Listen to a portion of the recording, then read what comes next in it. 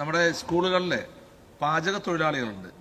ഈ പാചക തൊഴിലാളികൾക്ക് എനിക്ക് തോന്നുന്നു തമിഴ്നാട് ഗവൺമെന്റ് അതിൽ 1 ലക്ഷത്തിൽ ചെല്ലാം അവരെ പാചക തൊഴിലാളികൾക്ക് അവർക്ക് എല്ലാ ആനുകൂല്യങ്ങളും സർക്കാർ ആനുകൂല്യം എല്ലാം കൊടുക്കുന്നുണ്ട്.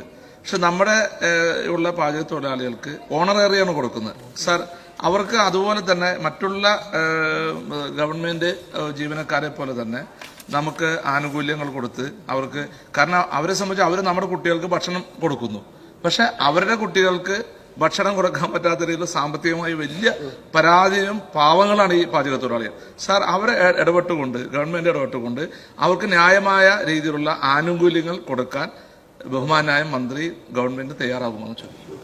സാർ, ഈ സ്കൂൾ പാചക തൊഴിലാളികൾ കേന്ദ്ര ഗവൺമെന്റിന്റെ കുട്ടികൾക്ക് നൽകുന്ന സൗജന്യ ഭക്ഷണ സ്കീമിൽപ്പെട്ടവരാണ്.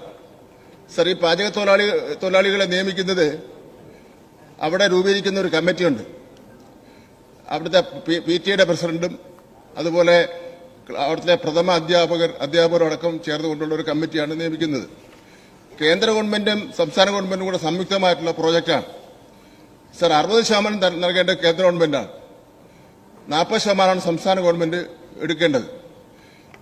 കേന്ദ്ര ഗവൺമെന്റ് ചെറിയൊരു കാശ് 600 രൂപ മാത്രമാണ് പെർ മന്ത് ഈ പാചക തൊഴിലാളികൾക്ക് കൊടുക്കുന്നതിന് വേണ്ടി തീരുമാനിച്ചിട്ടുള്ളത്.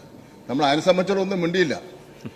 സാർ, കേരളത്തിൽ ഇടതുപക്ഷ ജനാധിപത്യ മുന്നണി ഗവൺമെന്റ് നമ്മുടെ UDFന്റെ ഗവൺമെന്റും പല ഘട്ടങ്ങളിലായി വർധന ഉണ്ടാക്കിയ പ്രകാരം ഇപ്പോ 12,000 രൂപ പാചക തൊഴിലാളികൾക്ക് നൽകുകയാണ്. സാർ, 600 രൂപ കേന്ദ്രമുള്ളൂ സാർ, ആകെ 600 രൂപ.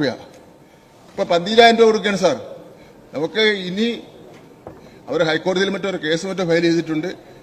അതെല്ലാം നോക്കി പരിശോധിച്ച ശേഷം നമുക്ക്